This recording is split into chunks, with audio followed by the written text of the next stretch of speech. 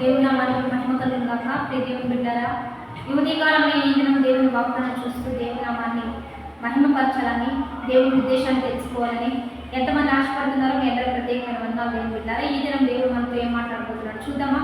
పరిశుద్ధ లేఖన గ్రంథంలో 43వ దావీదు కీర్తన 8వ వచనం చదువుకుందాం. నీ యందు నేను నమ్మిక ఉంచున్నాను, ఉదయం నీ కృపావార్తను నాకు వినిపింపుము. నీ వైపు నా మనసును ఎత్తుకొచ్చున్నాను, నేను నడవలసిన మార్గం నాకు తెలియచేయను. ఈరోజు మంచిగా దావీదు ప్రార్థన ఉదయకాలంలో లేచి ప్రార్థిస్తున్నాడు దేవుని బిడ్డలారా. ఏమని ప్రార్థిస్తున్నాడంటే, నీ కృప కొరకు ఉదయమనే నేను నీ యందు నమ్మిక ఉంచి ఉన్నాను. ఎందుకంటే నీవు అద్భుతాలు చేసేవాడు, గొప్ప కార్యాలు చేసేవాడు, నీవు కృప చూపించేవాడు అని నీ యందు నమ్మిక ఉంచి ఉదయమునే నీ కృపా వార్త నాకు వినిపించము. ఉదయకాలమే నాకు మంచి వార్త, ఉదయకాలంలో ఈ వాగ్దానం. ఎందుకంటే దేవుని బిడ్డలారా, దేవుని వాక్కునే మీకు అందిస్తూ ఉన్నాం కాబట్టి దేవుడే మీతో మాట్లాడుతున్నాడు. ఈ వాక్కు వల్ల ఈరోజు అంతా బలం తెచ్చుకోవాలి, ఈరోజు ధైర్యంతో ముందుకు కొనసాగాలి. దేవుని కృప వల్ల మనం పొందుకుంటున్న ఈ వాక్ బలంతో మరి రెండంతల ప్రయాణం నీకుందని దేవుడు నీతో మాట్లాడుతున్నాడు. అందుకనే దావీదు అంటున్నాడు, ఉదయకాలమే నీ మంచి మాట నేను వింటే ఈరోజు అంతా కూడా నేను సంతోషిస్తాను. ఎందుకంటే నీ వైపే నా మనసును ఎత్తుకొచ్చున్నాను, నేను నడవలసిన మార్గంలో నన్ను నడిపించు. నేను ఎటు వెళ్ళాలి, ఏం చేయాలి, ఏం చేస్తే నాకు మేలు, ఏం చేస్తే నాకు దీవెను, వ్యాధులు పడకూడదు, అనారోగ్యం పాలు కావద్దు, ఏ అప్పుల పాలు కావద్దు, ఏ నిందల పాలు కావద్దు, ఏ సిగ్గు అవమానంతో నేను ఉండద్దయ్యా.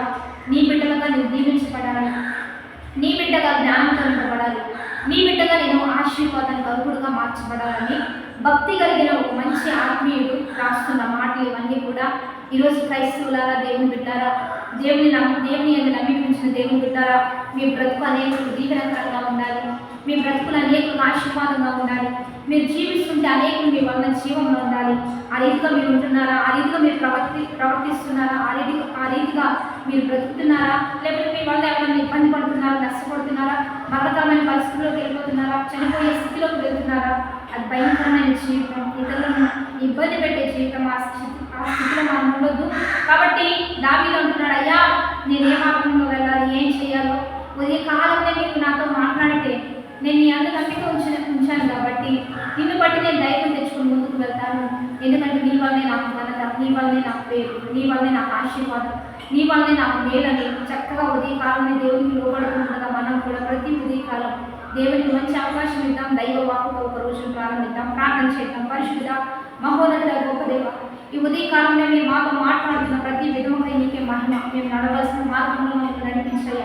ఈరోజు అంతా మీరే మాకు తోడుగా ఉన్నది. ఏ అపాయం ఆ కాలు ఇరుకులు పడవద్దు, ఏ అపాయం మాకు రావద్దు, ఏ మరణం మా మీదకి రావద్దు. ఎక్కడ మేము చేయడానికి ఏ పాపంలో పడిపోకుండా మమ్మల్ని మీరు స్వాధీనపరుచుకొని మీ నూతన కావలు పెట్టండి.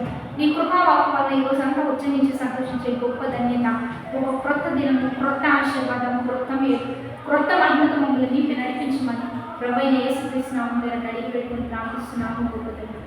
ఆమె మంచి లేచి ఆమె లేస్తూ ధైర్యంగా దేవుడు.